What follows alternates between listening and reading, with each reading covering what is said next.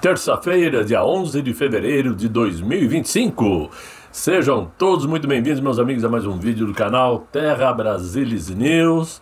Estamos de volta para conversarmos. Temos muitas coisas para falar. É incrível o número de notícias políticas que estão surgindo, né? A cada minuto aparece uma e, claro, a gente seleciona aquilo que é mais importante. Mas o que é mais importante nesse momento? Termos agora a certeza de que o mito sempre esteve certo. E agora nós temos provas. Provas é o que não faltam. Eu vou falar sobre isso com vocês, evidentemente, mas eu quero primeiro fazer um aviso, né? Eu quero começar esse vídeo fazendo um esclarecimento para ajudar a tirar dúvidas para algumas pessoas que eu percebi que estão um pouco confusas nos comentários.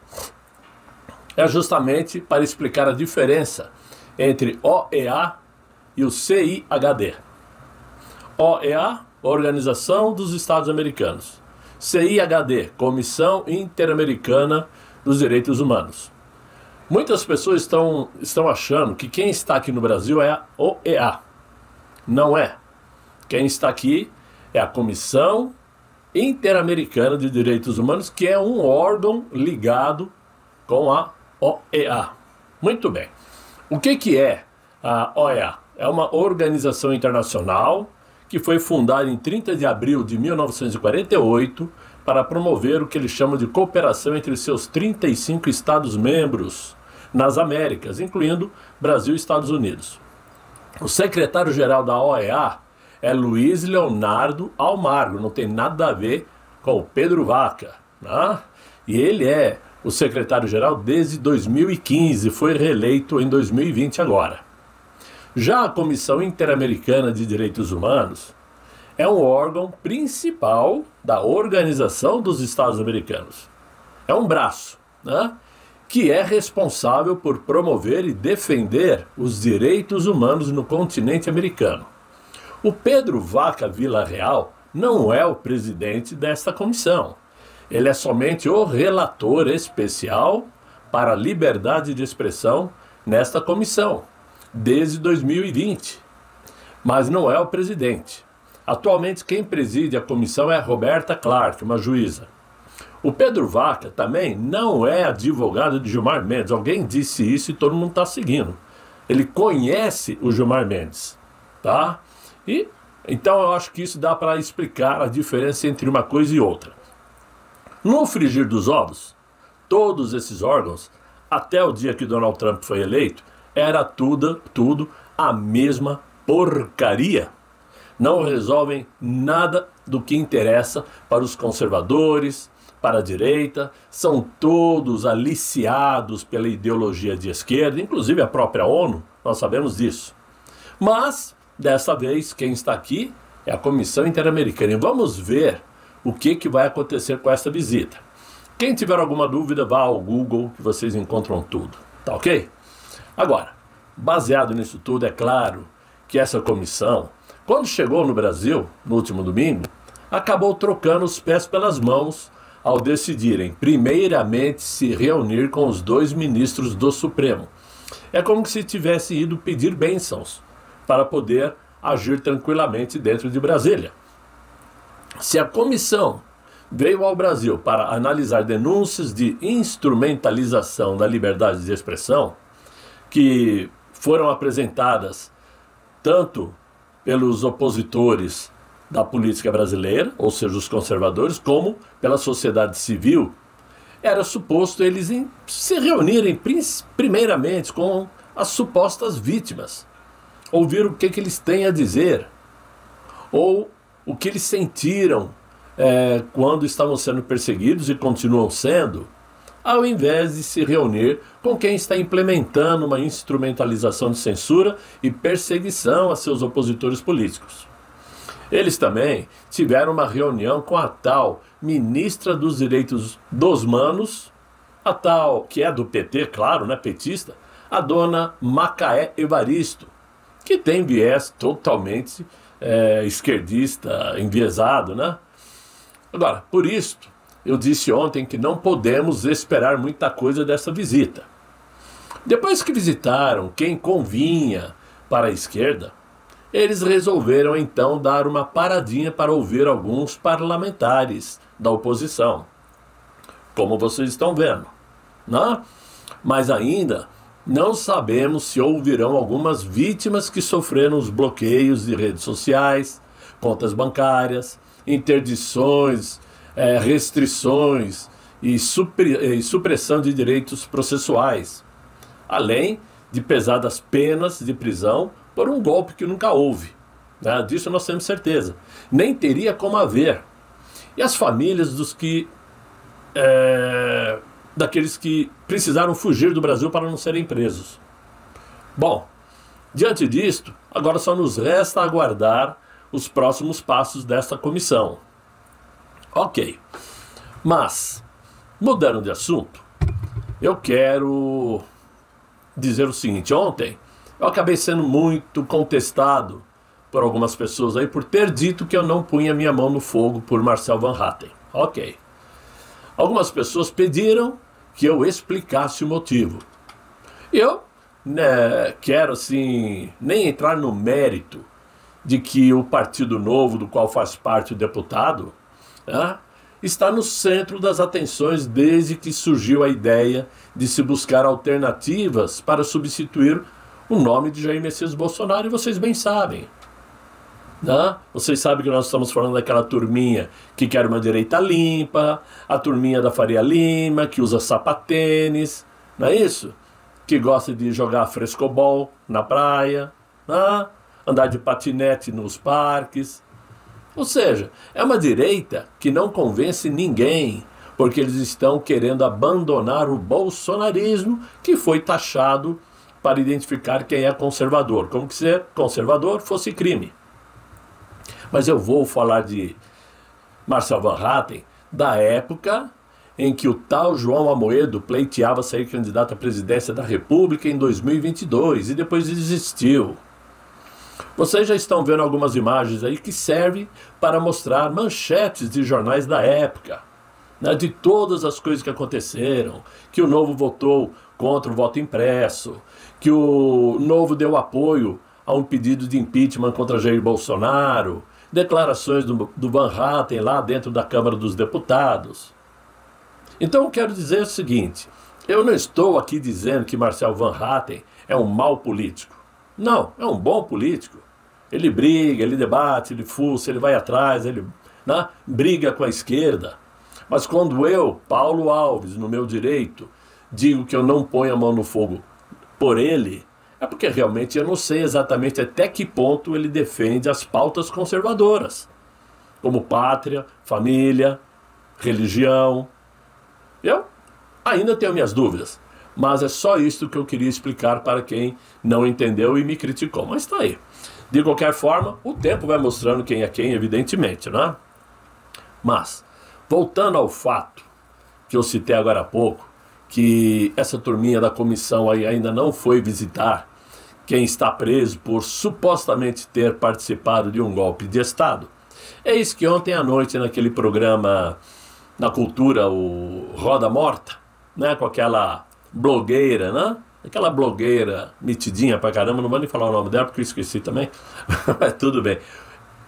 Esteve presente o ministro da Defesa, José Múcio, e ele, mais uma vez, não sei como ainda continua no cargo, porque, mais uma vez, ele disse que não houve golpe de Estado. Ele disse que seria necessário fazer uma dosimetria para os condenados pela invasão da sede dos três poderes, que na opinião dele foi uma anarquia, foi bagunça, foi vandalismo. Isso tudo lá em 8 de janeiro. Eu vou explicar. Ele foi muito claro ao dizer, já em outras situações também, que não houve golpe porque não houve um líder, não houve forças policiais para dar apoio, não houve instituições infiltradas, foi num domingo, ou seja, isto não é golpe de Estado, não houve armas. Portanto, quem entrou nas instituições dos três poderes foram baderneiros. Por isso, não se pode dar o mesmo tipo de pena para quem entrou dentro, por exemplo, do Palácio do Planalto e quebrou uma vidraça, para uma senhora que estava em frente ao QG do Exército segurando uma Bíblia. 17 anos de cadeia, independente do que cada um tenha feito. Isso está errado. E claro que está errado, nós sabemos. Quem quebrou, quem arrebentou, vai responder por vandalismo e vai pagar o que tem que ser pago. Quem estava diante do QG não cometeu crime algum, a não ser exercer o livre direito de mostrar indignação com o que estava acontecendo e pedindo socorro a quem de direito, já que a última instância da justiça brasileira estava e continua contra nós conservadores, porque até hoje, até que se prove o contrário, a Corte Maior não perseguiu nenhuma figura da esquerda. Eu não conheço uma única figura da esquerda que esteja preso. Que tenha falado alguma coisa contra o Supremo e foi preso. Que tenha falado alguma coisa contra o atual inquilino do Palácio do Planalto e esteja preso. Então isso mostra que a população naquele momento estava recorrendo à última instância da população, não dos poderes. E deu no que deu, quebramos a cara. Por quê? Bem sabemos hoje a frouxidão das Forças Armadas Brasileiras, com exceção do Garnier, o almirante Garnier, que representa a Marinha Brasileira e que também está pagando o preço por isto. Ora, eu creio que diante disto não resta a menor dúvida de que existiu e existe ainda um esquema já meio moribundo para perseguir a população conservadora do Brasil, para impor uma censura, né, que é o que eles sonham, é o que eles desejam, e que realmente todos esses pontos de direitos humanos, das instituições trabalhando em conluio contra Jair Messias Bolsonaro, vinha sendo alertado por ele mesmo. Ele cansou de avisar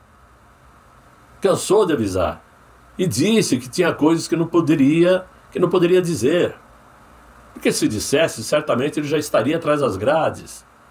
Então hoje nós estamos vendo, desde que se descobriu este escândalo fenomenal lá nos Estados Unidos, graças a Donald Trump e Elon Musk, o mundo está sabendo o que a esquerda mundial planejava. E temos provas de que planejou dentro do Brasil. Sabemos que o governo americano interferiu no pleito eleitoral em 2022, que distribuiu verbas para diversos jornalistas, dezenas, aqui no Brasil, dezenas de jornalistas e centenas do mundo afora, para derrubar, estragar, danificar o governo Jair Bolsonaro. Por isso ele foi perseguido desde o primeiro dia que colocou o pé dentro do Palácio do Planalto. Aliás, porque antes dele assumir já soltaram aquela bomba rachadinha de Flávio Bolsonaro. Vocês se lembram? Foi 4 anos de perseguição, 4 anos de maldades contra o presidente, né? Sem falar na tentativa de assassinato a ele, e que nós bem sabemos de onde partiu, mas que a Corte Maior preferiu esconder. Será que agora, talvez, quem sabe, contudo, apareça o nome de quem deu a ordem para o lobo solitário Adélio Bispo fazer o que fez? Será? Olha, não duvido nada que apareça essa informação, porque estão vasculhando, e muito. São muitos documentos, muitos papéis que vão criar uma relação muito próxima com o que acontece aqui no Brasil desde que Jair Bolsonaro atravessou o caminho da esquerda. Então, agora, mudando um pouquinho e falando da mesma coisa ao mesmo tempo, desde que saiu a notícia de que Donald Trump quase que certamente vai taxar o Brasil em 25% na exportação de aço e alumínio, como eu disse no vídeo de ontem, a diplomacia, o Itamaraty já aconselhou o atual mandatário do Brasil a não criar casa, não bater de frente com Donald Trump. Mas estão trabalhando numa ideia de que, se realmente a taxação acontecer, o que é muito provável que vá, o governo brasileiro, de forma malandra, e eu vou explicar o porquê, de forma malandra, disse que vai taxar quem? As Big Techs aqui no Brasil.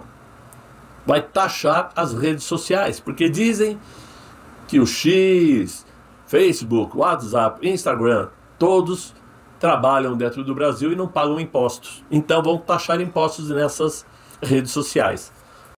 Será que é somente uma retaliação? É só uma reciprocidade? Claro que não. Vão aproveitar o limão para fazer a limonada, metendo taxações absurdas contra as redes sociais, com a ideia de que elas possam retroceder, né, dar um passo atrás e continuar, talvez, quem sabe, a filtrar os posts dos conservadores ou saírem do Brasil. Isto é uma maneira que eles estão encontrando para continuar com a ideia da censura. As Big Techs não respeitam a legislação brasileira, não querem pagar impostos, então temos que desligar, tirar do ar, fazer qualquer coisa, como fizeram com a Starlink de Elon Musk. Eles não dão ponto sem nó. Essa é a ideia. E evidentemente que o governo americano está ciente de tudo que está acontecendo, está sabendo de tudo isto e não vai deixar isso barato, evidentemente. Por quê? Como disse o louro topetudo, o Brasil precisa muito mais deles do que eles de nós. Infelizmente, eu gostaria que o Brasil fosse a superpotência, que poderia ser sim nas mãos de Jair Messias Bolsonaro, porque realmente o Brasil ele é abençoado pelo clima que tem, né? São 365 dias do ano com um clima totalmente favorável à agricultura, riquezas naturais que nós temos, produção. Poderíamos ser sim uma potência, não fosse os partidos de esquerda e não fosse a interferência internacional dentro do Brasil, inclusive do próprio Estados Unidos na mão de presidentes democratas, que foi bom, mais ou menos bom, até o governo Bill Clinton. No segundo mandato do Clinton já começou a ficar um pouco estranho, mas foi no governo Obama que a coisa começou a degringolar. Começou a partir para políticas ideológicas, influenciando, e aí deu no que deu e nós sabemos. Ora, diante disso tudo, só resta o povo brasileiro ter a convicção e a certeza de que realmente a perseguição a Jair Messias Bolsonaro foi acima da média. Foi uma coisa absurda e imoral, além de ilegal. E isto vai ter troco. Isto vai ter troco, porque essa esquerda vai tombar. Eles não trabalham se não tiverem dinheiro na mão, e a fonte secou. Eles não possuem uma liderança. Está num nível tão ruim, esse governo, esse desgoverno atual está tão morto e ainda não sabe, só falta ser enterrado, que até o Paulinho da Força Sindical chutou o balde e largou o mandatário brasileiro. É tão ruim esse governo que ele nem mais consegue propor um projeto de lei. Ele não consegue organizar duas palavras para influenciar positivamente seu governo. Então, meus amigos, é como eu tenho dito, vamos continuar sentado com a pipoca do lado e esperando dia por dia, porque a cada dia surgem novas bombas, novidades, e por hora todas estão sendo agradáveis para nós. Vamos aproveitar a onda, ok? Por hora é o que eu tinha para vocês. Espero que vocês tenham gostado desse vídeo. Peguem o link, mandem para os seus amigos, convide-os a se inscreverem no Terra Brasilis News. Colaborem com o canal quem puder. A gente sempre pede, porque evidentemente a gente precisa, de uma forma ou de outra, crescer, tornar o canal mais influente, mais importante. Quem sabe criar um estúdio mais decente, né? Não precisar ficar usando um fundo verde aqui para mudar a imagem, né? E para isso a gente precisa de colaboração, claro. Mas, independente de qualquer coisa, desejo a vocês um excelente fim de noite, muito bom descanso e até amanhã, se Deus quiser. Ele há de querer. Fiquem todos muito bem, fiquem com Deus. Tchau, tchau.